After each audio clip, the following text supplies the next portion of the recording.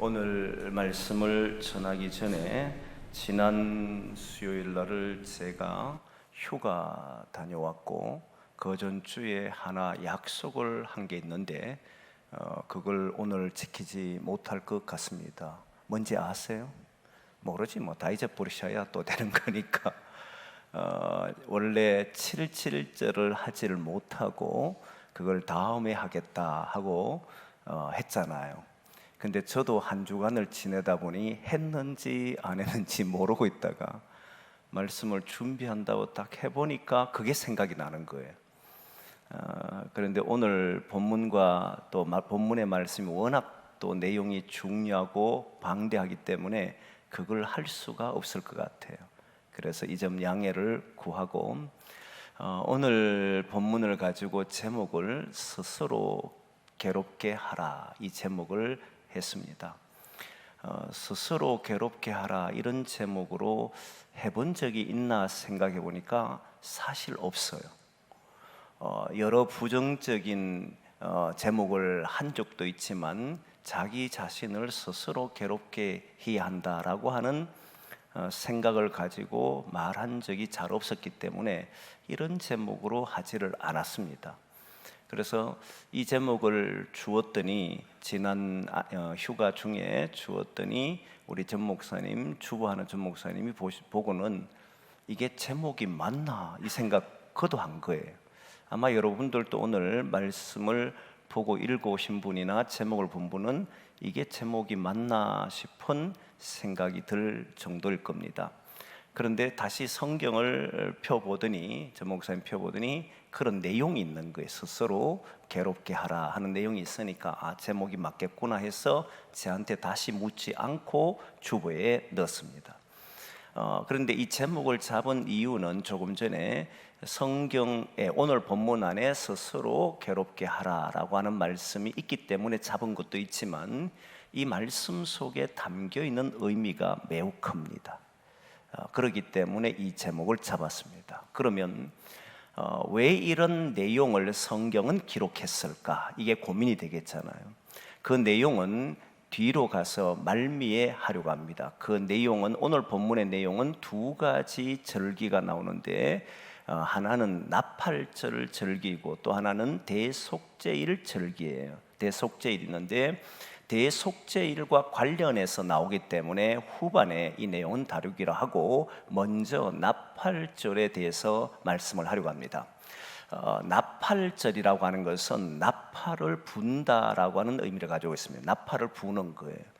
일반적으로 성경에 보면 나팔을 부는 경우들이 출애굽기에서부터 비롯해서 등장하기 시작하는데 하나님께서 시내 산에서 모세에게 나팔을 만들라라고 이야기하고 나팔을 불게 되면 어떤 일이 벌어지냐면 때로는 진을 진행시키는 전체 이스라엘 백성들이 광야를 할 때에 모든 사람에게 이제 앞으로 향해 간다라고 하는데 할 때는 나팔을 이렇게 불어라라고 하는 게 있습니다. 그것 때문에 그래 앞으로 걸어가게 하기 위해서 하는 경우 그리고 모든 백성들을 불러 모을 때 나팔을 붑니다. 그 부는 방식이 나팔 2개인데 부는 방식을 달리해서 이렇게 불면 모여라라고 하는 그런 의미를 갖고 있습니다. 또 하나는 전쟁이 일어날 때 적군이 쳐들어오는 일이 있거나 또는 싸우러 나가야 되는 문제가 있을 때에 나팔을 불었습니다. 그리고 오늘 본문에는 그 나팔을 부는 이유가 전쟁이나 앞으로 걸어가거나 또는 백성들을 모으기 위한 것이 아니고 이때는 신년, 새로운 해가 되었다라고 하는 것을 선포하는 날로 나팔을 불었던 거예요. 새해가 될 때 첫 번째 날을 맞이하면서 한 해를 여는 소리로 나팔을 불면서 새로운 한 해가 되었습니다 하는 공포를 한 것이 바로 나팔을 부는 이유입니다. 그래서 이 날을 나팔절이다라고 말하면서도 신년이다라고 말합니다. 이스라엘 백성들은 7월 1일이 신년이 되는 거예요. 근데 이 신년 나팔절을 지키면서 중요하게 말씀하는 것이 있는데 그게 뭐냐면 아무 노동도 하지 말라 하는 말씀이에요. 이 날은 특별히 아무 일도 하지 말아야 됩니다. 지금까지 우리가 절기를 살펴보면 그 절기들은 모두 역사적인 사건과 관련해서 주어졌던 절기입니다. 유월절 같으면 애굽에서 출애굽함으로 주어졌던 그 사건 때문에 일어났던 절기가 유월절이잖아요. 그러면 또한 뭐 맥추절이든 뭐 오순절이든 무슨 절기도 보면 다 이제 무엇과 관련되냐면 뭐 맥추절 같으면 첫 이삭이 나올 때, 첫 소득이 일어날 때 이런 것들, 추수감사절 같은 이제 초막절 같은 경우는 그런 추수한 뒤에 이런 역사적인 어떤 사건과 관련해서 나온 것이 절기인데, 나팔절은 역사적인 사건과는 전혀 상관없는 유일한 절기예요. 이 절기는 신년을 알리는 절기입니다. 나팔을 불면서 새로운 한 해가 시작되었습니다 라고 하는 것을 알리는 절기인데, 이때는 아무 노동도 하지 말아야 됩니다. 신년이 되는데 그날 아무 노동도 하지 말라라고 했을 때, 이때 아무 노동도 하지 말라는 그 노동은 어느 정도 범위냐면 어떤 노동도 하지 말아야, 어떤 일도 하지 말아야 되거든요.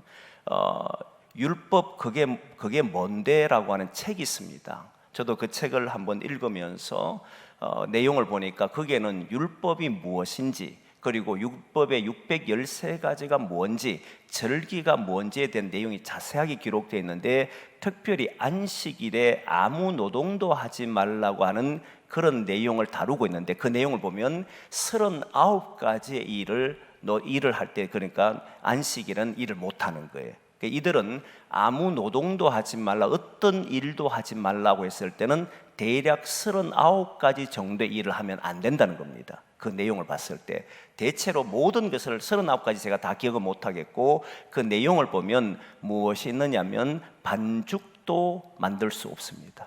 빵을 구워서도 안 됩니다. 그리고 글자를 써도 2자 이상을 쓰지를 못합니다. 한 자까지는 괜찮은데 2자는 못, 바느질 못합니다. 불도 못 켜요. 그러니까 뭔가 창조적인, 뭔가 생산적인 일을 하게 되는 모든 것을 금하는 것이 바로 아무 노동도 아무 일도 하지 말라, 이런 말이에요. 그 정도로 일하는 것에 대해서는 하면 안 된다는 그런 강력한 메시지가 담겨 있습니다. 그럼 왜 신년이 될 때에 첫날부터 아무 일도 하지 말라라고 말을 하는 것인가? 이미 노동에 관련된 일에 대해서는 여러분들하고 몇 차례 나눴기 때문에 압니다. 사실 우리는 지금 주 5일 근무제이기 때문에 쉬는 것을 당연히 여기고, 쉬지 못하게 하면 오히려 반기를 드는 세상이 됐잖아요. 최근에 이제 세미나가 있어서 저녁 이제 가서 이런저런 대화를 조금 하는데, 거기에 우리 전사님들하고 이제 우리 교회 전사님이 아니고 많은 이제 교육 전사님들하고 질문하는 걸 쭉 들어봤는데, 어떤 질문을 하냐면, 요즘은 MZ 세대라 가지고 그들은 시간 외에 일하는 것을 반드시 문제 제기를 한다는 거예요. 왜 내가 그 시간에 해야 됩니까? 뭐 그러면서 그게 교역자들도 그렇다는 거예요. 다른 일을 시키는 것을 싫어한다는 겁니다. 그러니까 그래, 일을 하는 걸 싫어한다 이런 개념은 사실 어른들 기성세대는 사실 찾기가 어려운 이야기잖아요. 어쩌면 하루라도 더 일할까? 어쩌면 가정과 자녀들 위해서 내가 더 땀을 흘려야 될까? 이렇게 살아온 세대들이 볼 때는 그런 이야기를 들을 때마다 이해가 되지 않는 거잖아요. 딱 점심시간이 되면 12시부터 1시까지는 1시든 1시 반까지 시간이 딱 정해지면 그 시간은 누가 불러도 전화를 안 받는다는 거예요. 그리고는 점심 먹고도 시간이 남아 교회 일을 해야 된다 생각하면 안 온다는 거예요. 이건 나에게 보장된 시간이다 이거예요. 정말 이게 이해되는 행동들입니다. 저는 이게 이해가 잘 안 돼요.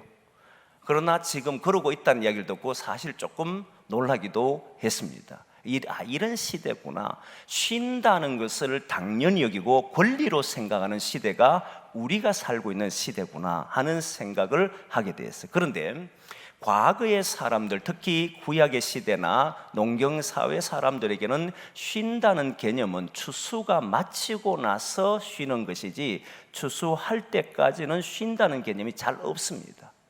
쉬지를 못해요. 근데 성경을 보면 놀랍게도 안식일도 쉬고 신년 첫날도 쉬고 그리고 유월절이나 또는 초막절이든 첫날과 마지막 날도 쉬게 되고 그리고 7년째 안식년이 된 날은 한 해를 쉬어야 되고 그리고 50년째 희년이 되는 날은 모든 것들이 다 돌려보내야 되는 이런 제도를 만들었다는 걸 보면 성경은 참 그 시대를 거스리는 정말 놀라운 제도였던 것이 분명합니다. 그럼 어쨌든 쉰다는 이 개념이 무엇을 의미하느냐라고 했을 때 신년이 들어서면서 모든 쉬는 것은 그들에게 새해가 이제 이 새해가 쉰다는 개념이 들어옴으로써 그 하루를 쉬는 것이 무엇에 대한 노동을 멈추는 것은 노동의 개념을 완전히 다르게 하고 있다는 거예요. 무슨 이야기냐면 우리가 기억을 해야 되는 게 있습니다.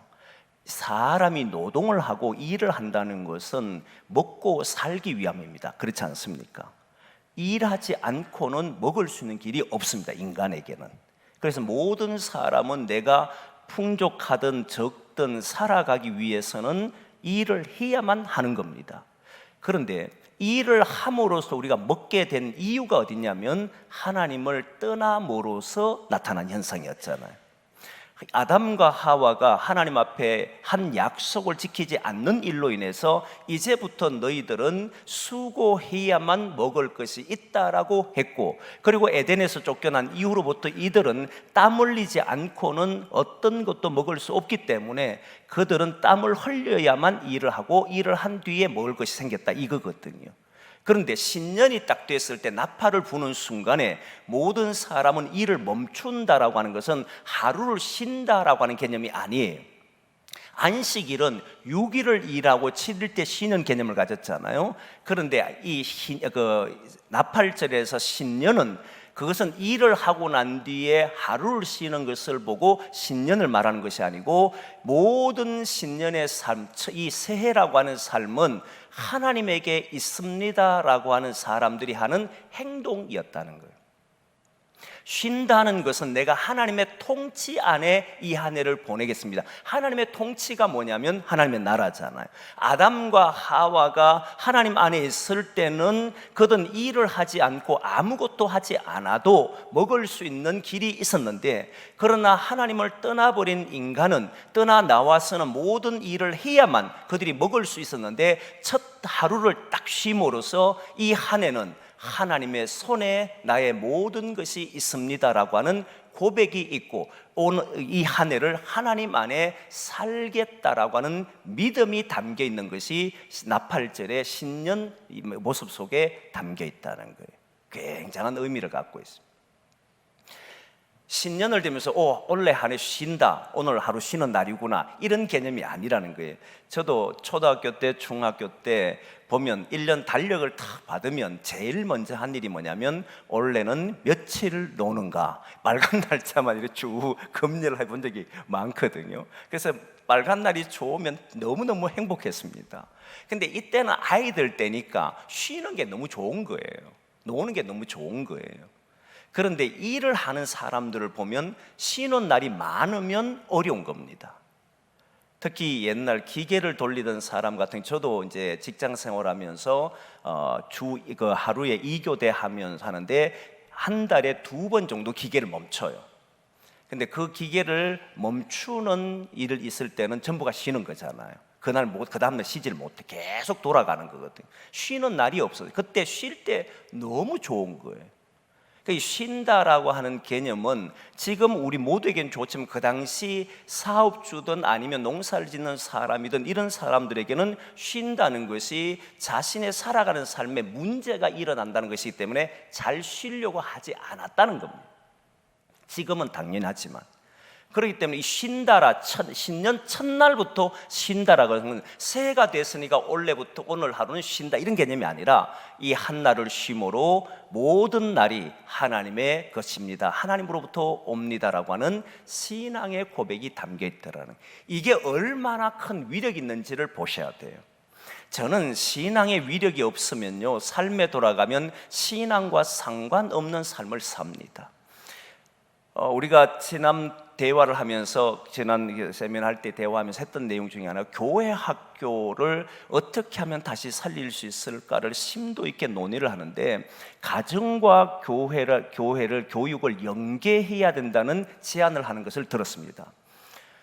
이 내용은요, 모든 교육자라면, 모든 성도라면 당연하다라고 생각하는데, 실제로 가정과 교회가 연결해서 교육하기란 너무너무 현실적으로 어렵습니다. 안 될 겁니다. 이유가 뭐냐면, 부모님들이 신앙으로 우리 아이가 살면 자신의 삶에 위력이 있고 실제 능력이 나타난다는 걸 알면 교육시킬 텐데, 그렇게 생각하는 부모들이 많이 없습니다. 그냥 신앙해서 천국 가는 정도로 생각하지, 실제 삶에서 신앙이 가지고 있는 능력이나 힘을 모르고 있는 경우가 많기 때문에, 이걸 되살리지 않으면 가정은 신앙 교육을 하겠다는 사람을 찾기가 어려울 겁니다.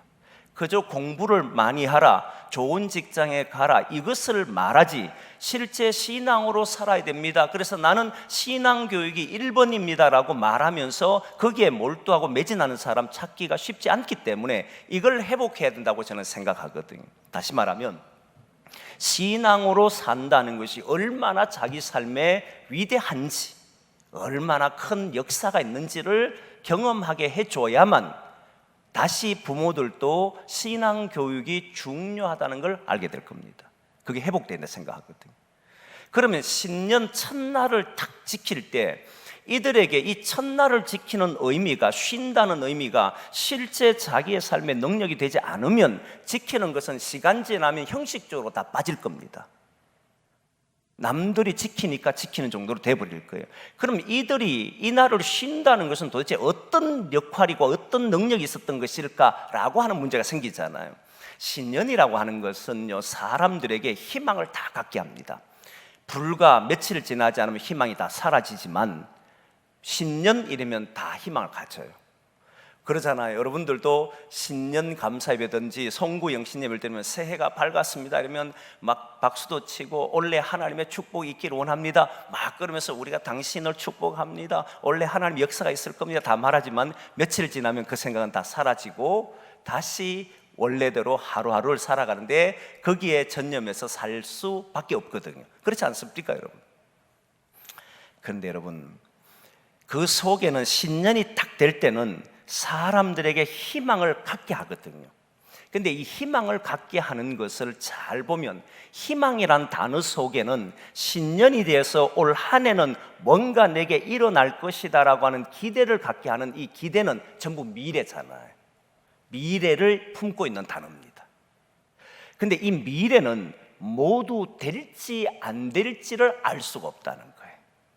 내가 기대한 것이 일어날지 안 일어날지는 아직 확실치가 않아요. 그래서 이걸 보고 불확실한 미래다 이렇게 말하는 겁니다.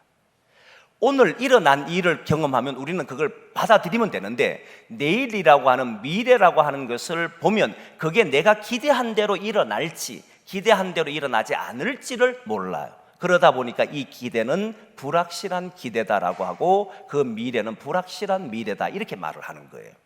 근데 이렇게 불확실한 것은 어디에 다 근거를 하고 있냐면, 자기의 가능성에 의해서 움직입니다.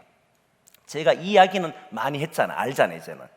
우리가 내가 가능하다 생각하면 너무 좋은 거예요. 오, 했는 대로 되네, 이래 가면 뭔가 될 것 같아, 이러면 나는 기쁘기도 하고 감사하기도 하고 막 희망이 부풀어 올라요. 그런데 아무리 해도 일이 안 되면, 우리 청년들이 직장을 구하는데 이력서를 낼 때는 희망을 가지잖아요. 그러나 불확실하잖아요. 근데 될 거라고 생각하니까 희망을 갖는데 안 돼버리면 점점 그 마음은 닫혀져 버리고 사실은 포기를 하는 거거든요. 우리가 지난 시간에 우리 나면서부터 걷지 못한 사람의 이야기를 들었을 때, 모든 사람은 그 사람이 태어났을 때 못 걷는다 생각하지 않았을 겁니다. 전부 희망했잖아요. 그런데 점점 시간이 지나도 일어나지 못하면 거의 모든 사람이 포기합니다. 이게 바로 자신의 노력과 땀을 흘려 다 했음에도 불구하고 안 될 때는 마지막 단어가 포기로 나타나게 되어 있습니다. 그런데 오늘 본문에 나오는 신년을 하루를 쉬고 아무 노동도 하지 않는다는 이 말은 이 한 해를 내가 하나님의 통치 속에 살겠다라고 하는 그 말 속에 딱 들어가면 오늘 내가 어려움이 있고 힘듦이 있어도 하나님이 나에게 이것을 주신다라고 믿기 때문에 포기라고 하는 단어가 사라져버려요. 이게 위대하다는 거예요. 그래서 신앙인들이 들어간 곳에 목숨을 끊는다고 해도 포기하지 않았잖아요. 그 이유가 어디냐면 하나님이 오늘도 역사하신다는 걸 믿었기 때문이에요. 이게 대단한 겁니다. 그게 신앙이라. 신앙의 위력은 어디냐면 오늘 보면 누구나 봐도 절망해야 돼요. 누구나 봐도 포기해야 돼요. 이건 안 일어난다라고 모든 사람이 100에 100이면 다 그래 이야기하는데도 포기하지 않아요. 이유가 뭐냐면 하나님께 모든 가능성을 두기 때문에. 이게 신앙이더라는 거예요. 그게 무서운 거죠, 삶이. 여러분, 그래서 성경을 보면 이삭 같은 경우 제가 예를 자주 들기 때문에 압니다. 이삭은 흉년 때에 농사를 짓잖아요. 그죠? 아브람 때 기근이 일어났고 이삭 때도 기근이 일어났습니다. 그런데 이삭은 농사를 짓고 아브람은 애굽으로 내려가서 그 문제를 해결하려고 합니다. 포기라고 하는 단어가 단 하나도 없습니다. 거기에는 하나님을 믿는 믿음은 실제 자기 삶에서 어떤 고난과 아픔이 와도 하나님의 역사를 믿기 때문에 거기에서 맞서 마주한다는 거예요. 이게 중요하다는 겁니다. 그리고 요셉도 보면 똑같아요. 요셉 때에 보면 애굽에서 이제 꿈을 꾸게 됐는데 애굽 왕이 7년 풍년과 7년 흉년이지 않습니까? 사람들은 여기에 대한 대처를 하지 못하고 모두 다 전전긍긍할 수밖에 없을 때 이미 요셉은 그 문제를 해결하려고 덤비잖아요. 모든 사람은 이제 먹을 게 없어라고 해서 남들에게 구걸할 때 요셉은 나눠주는 사람이 되잖아요. 이게 다르다는 겁니다. 그러니까 모든 일에 준비함이 되고 모든 일에 하나님의 역사를 믿기 때문에 포기함이 없고 그 일 속에서 하나님의 역사를 기대하고 움직이더라는 거예요. 저는 우리들이 그래야 된다 생각합니다. 하나님의 통치 아래 우리가 살아간다면 저와 여러분들은 매 순간 하나님을 의지하고 한 해 한 해 열어갈 때 며칠을 지나면 꿈과 희망을 포기하는 게 아니라 매 순간 희망을 가지고 자신의 길을 열어가게 되는 줄 믿습니다. 그걸 우리가 가져야 된다. 이게 신앙이라는 거예요. 그래서 나팔절은 대단한 절기예요. 나팔을 불면서 하루를 쉬는 것이 중요한 것이 아니고 이 한 해는 하나님의 손에 있습니다. 노동을 하지 않는다는 것은 하나님이 먹여주실 줄 믿습니다. 바느질하지 않고 반죽하지 않아도 하나님이 나를 책임져 주십니다라는 이 고백이 담겨 있기 때문에 그 한 해를 힘차게 살아가게 하더라는 거예요. 그게 신년 예배다. 우리가 신년을 만날 때마다 하나님의 통치를 믿고 걸어가기를 소망합니다. 두 번째, 오늘 본문에서 독특한 제목을 잡았는데 스스로 자기를 괴롭게 해야 되는데 그 내용은 대속죄일과 관련이 있습니다. 그런데 대속죄일과 관련된 것에 주목해야 될 부분이 있습니다. 뭐냐면 언제 대속죄일을 하느냐면 7월 10일이 대속죄일입니다. 이게 왜 중요하냐면 7월 1일이 뭐라 그랬습니까? 신년이라 했잖아요. 대속죄일이 7월 10일입니다. 그러면 10일 뒤에 대속죄일이 나타나요. 여러분, 속죄한다라고 하는 의미가 잘 생각해 보면 속죄한다는 것은 지은 죄를 용서받는다 이런 개념을 많이 가지고 있지 않습니까? 그렇잖아요. 그러면 지은 죄를 용서받는 날이 대속죄일이라면 대속죄일이 그날이라면 신년이 시작되기 전에 해야 되는 거지 않습니까? 신년이 되고 새해를 맞이하면 이제 새해가 딱 되는 순간에 모든 죄를 용서받고 그리고 새해를 촥 하고 열어가야 되는 거잖아요. 그런데 이상한 것은 신년이 시작되고 난 이후에 10일 지난 뒤에 대속죄를 한다는 거예요. 그러면 이 내용은 뭘 의미하는 것인가 라고 하는 것이 이제 관건입니다. 뭘 의미하느냐 했을 때 물론 10일 동안 지은 죄를 용서받는 것도 있겠지만 이 모든 것은 일단 죄를 용서받는다는 말은 사실은 과거와 단절한다는 의미를 가지고 있습니다. 그런데 우리가 잊지 말아야 될 것은 대속죄일이 아니어도 백성들은 죄를 지으면 속죄제를 드리게 되어 있습니다. 어느 때든 상관없습니다. 내가 죄를 지었다고 스스로 느꼈으면 대제사장에 가서 죄를 용서함을 받아야 됩니다. 그걸 우리 속죄제라 그러잖아요. 이 모든 것은, 속죄제는 분명히 자기가 지은 죄를 용서받는 거예요. 저도 처음에 그렇게 생각해요. 대속죄일은 이스라엘 전체가 지은 죄를 이제 하나님 앞에 예배드림으로 완전한 모든 속죄를 하는 그날이 대속죄일이구나 생각하고, 과거를 끊어내라고 이야기하는 것이구나 라고 하는 정도로 처음에 생각을 했어요. 그런데 이 본문을 다시 보니까 그런 의미도 있겠지만 그보다 더 큰 의미가 있다는 사실을 알았어요.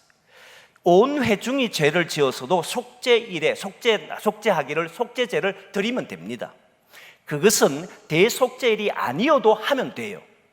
그런데 왜 대속죄일을 1월 10일 신년이 시작되고 난 뒤에 이루어지느냐 하면, 이 대속죄일은 또 다른 면이 있었는데 이 한 해가 하나님의 통치 안에 있다는 것을 고백하는, 조금 전에 신령과 함께 맞물려 나오는 게 대속죄일이잖아요. 똑같은 구조가 있는데 이때 대속죄를 하는 것은 속죄하는 거지 않습니까? 조금 전에는 하나님의 통치 아래 있기 때문에 우리는 하나님의 통치 안에 살겠다는 고백이었다는 거잖아요. 그런데 이 대속죄일은 속죄하는 것을 의미한단 말이에요. 그때 이 속죄하는 것은 뭘 의미하냐면, 그들은 신앙 고백을 그렇게 해놓고 난 이후에 하나님 앞에 예배를 드리는데, 번제를 드리고 다 드리지만은 이 예배를 드리는 예물, 화제를 드리는 이 모습 속에 뭘 담고 있느냐면, 그들은 이 속에서 하나님과, 이제 우리는 하나님 안에 있고 하나님과 하나가 되고 하나님과 화목된 사람으로 이 한 해를 살아갑니다라고 하는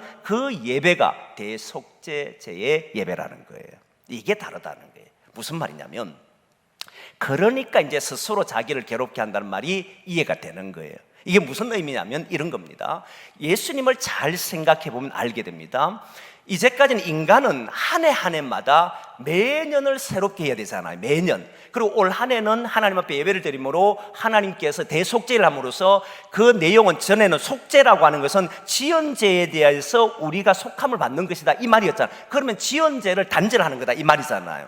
그런데 대속죄일은 하나님과 나 사이가 원래는 관계가 단절된 사람이었는데 이 날을 지킴으로써 하나님과 나는 이제 하나님 안에서 살아가는 사람으로 바뀌었음을 이야기한다 이 말이었다는 거잖아요. 그걸 예수님이 하는데요. 예수님이 하는 것을 잘 보면, 예수님은 대제사장으로서 단번에 자기 목숨을 드림으로써 우리를 죄 용서합니다. 이때 죄 용서는 내가 지은 죄, 다시 말하면 거짓말하든 사기를 치든 분노를 하든 짜증을 내든 상대를 괴롭히든 살인을 하든 강도짓을 하든 이런 것을 말하는 게 아니었다는 거예요.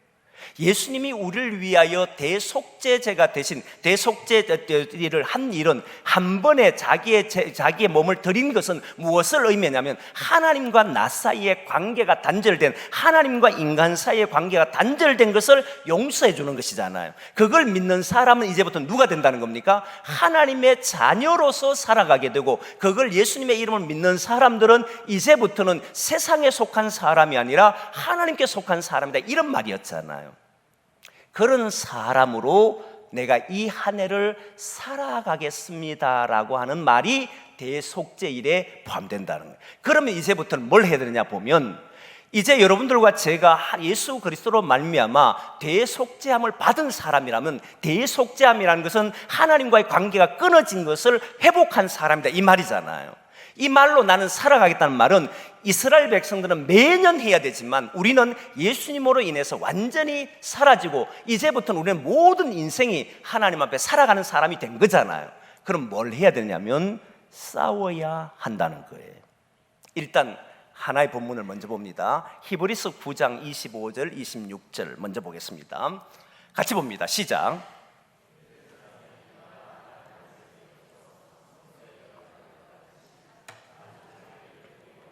아니하실지니 그리하면 그가 세상을 창조한 때부터 자주 고난을 받았어야 할 것이로되 이제 자기를 단번에 제물로 드려 죄를 없이 하시려고 세상 끝에 나타나셨느니라. 지금까지 사람들은 매년마다 이 대속죄를 지킴으로 그들이 하나님의 사람이라는 인정받았다면, 예수님이 세상 끝에 나오시면서 이 자기 한 번에 드림으로 이제는 다시 매년마다 드린 제사는 없어져 버린 거잖아요.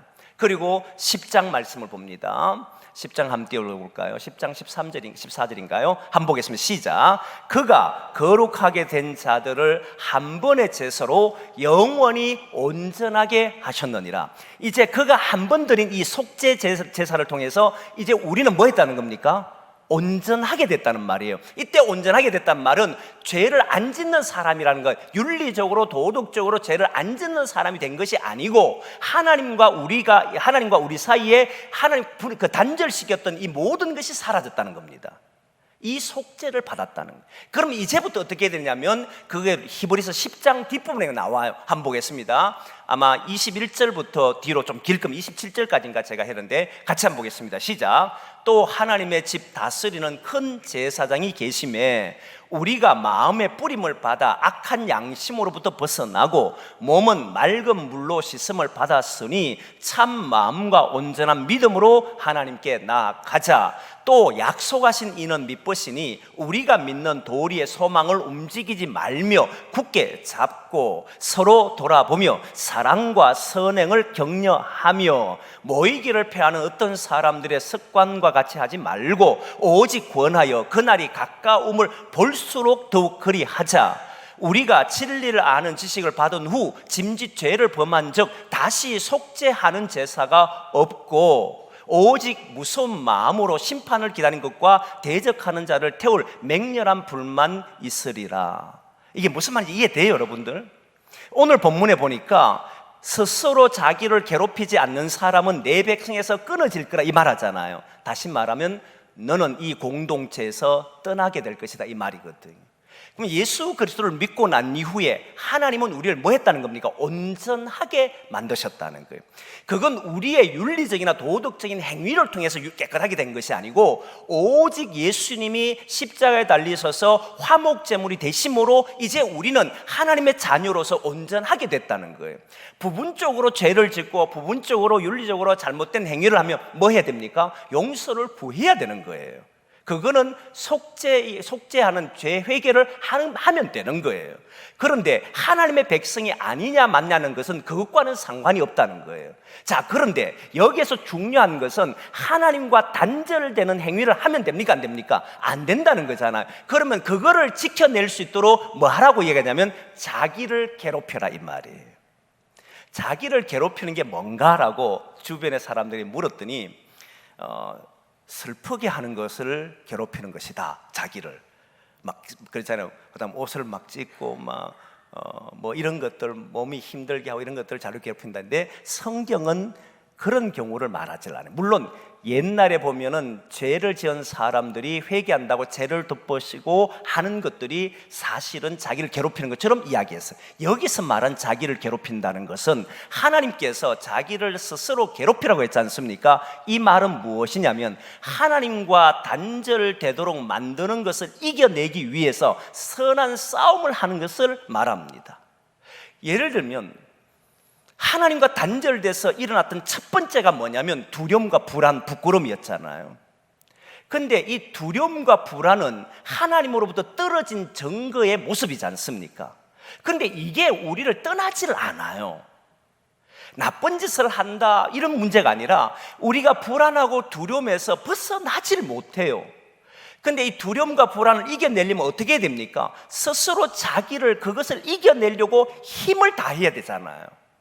그때 괴로움 당합니다. 불안케 하는 마음들을 이겨내려고 하면요 괴롭습니다. 선한 싸움 또는 영적 싸움을 사람들이 오해를 해가지고 나를 신앙을 못하게 하는 누군가 사람과 싸우는 것으로 생각하는데 정말 그건 성경을 오해해서 그런 겁니다. 성경은 자기 속에서 끊임없이 어둠이 나로 하여금 하나님 곁에 서지 못하도록 하나님의 사람으로 걸어가지 못하도록 끊임없이 나를 자꾸만 그 반대쪽으로 걸어가게 하는 것을 말하는 거거든요. 예를 들면 슬픔 속에 자기를 빠뜨려 버린다거나, 희망을 갖지 못하고 품지 못하게 한다거나, 자꾸 좌절스러운 마음들이 들어가게 한다거나, 불안과 두려움을 가지게 해서 거기에 때문에 잠을 자지 못하게 한다거나, 이런 것들을 할 때 여러분 싸워보신 분들은 알지만 자기의 좌절감을 싸우려고 하면 자기 몸과 마음이 얼마나 힘든지 아세요? 이거를 해내야 한다는 거예요. 하나님의 사람으로 어둠과 싸우기 위해서는 자기를 지켜내야 되니까, 예를 들면 화를 내는 것만 해도 그렇잖아요. 분노하는 것을 참으려고 하면 자기 안에 얼마나 많은 다툼이 있는 거 알잖아요. 이런 것들을 해낸 불안스러운 마음들이 일어날 때마다 나는 이것을 하지 않겠노라고, 이 불안을 이겨내겠노라고 할 때 오는 그 괴로움은 이루 말할 수 없다는 거예요. 그것을 보고 자기를 스스로 괴롭게 하라, 이 말을 한 거예요. 이렇게 한 해를 살아라, 이 말입니다. 이 말은 이제 우리는 이렇게 하나님 나라 올 때까지, 주님이 다시 오실 때 완성된 나라가 올 때까지 이 삶을 포기하지 말아라. 그래서 우리는 주님 오실 때까지 영원히 우리를 괴롭게 해야 합니다. 이때 괴롭게 한다는 것은 자기 몸을 막 학대하거나 이런 것을 말하는 것이 아니고, 하나님의 사람으로 걸어가기 위해서 내 속에 일어나는 끊임없이 일어나는 어둠의 힘들, 나를 좌절케 하려고 하고 무너뜨리려고 하고 내가 갖지 못한, 가져서는 안 되는 그런 모습들이 일어날 때마다 그걸 이겨내려고 스스로 기도하는 생활도 하고 말씀 보는 생활도 하고 신앙으로 살아보려고 하고 하는 이 모든 것이 자기를 훈련하는 그런 모습이더라, 이 말을 하고 싶은 거예요. 그래서 저는 이 말씀 보면서 그렇구나, 속죄하는 대속죄, 이런 지금까지 지나온 잘못들을 용서해달라고 하는 줄 알았는데 그게 아니고, 이 한날이 하나님의 사람으로 하나님과 화해된 일을 하는 선포의 날이었구나. 새해가 시작되면서 그 일을 함으로 너희들은 이 한 해는 하나님의 사람으로 살아가는 것이야 라고 하는 것을 예배를 드림으로 그걸 선포해 주는 것이구나. 그러면 이들은 뭘 해야 되느냐 하면 자기 스스로 나를 어둡게 하고 나를 멍들게 하고 하는 것과 싸워서 이겨내야 하는 것이구나. 그러기 위해서 나는 올 한 해를 거룩한 길을 가기 위해서 오늘 또 죄악과 더불어 싸워서 이겨서 살아야 한다라고 하는 강력한 믿음을 주는 것이 바로 대속죄일이라는 거예요. 그렇게 되기를 소망합니다. 우리에게 일어나는 많은 문제가 있죠. 각자마다 어떤 사람마다 다 다르잖아요. 그러나 싸워야 되지요. 다른 사람과 싸우려고 하지 말고 내 속에서 끊임없이 나를 괴롭히는, 하나님의 뜻을 이루지 못하도록 하는 모든 것과 싸울 때 그게 힘들더라도 우리는 이겨내서 하나님의 거룩한 성도로 이 한 해 희망차게 살아가기를 소망합니다. 신앙을 가지고 승리하기를 소망합니다. 우리 같이 한번 통성으로 기도하겠습니다.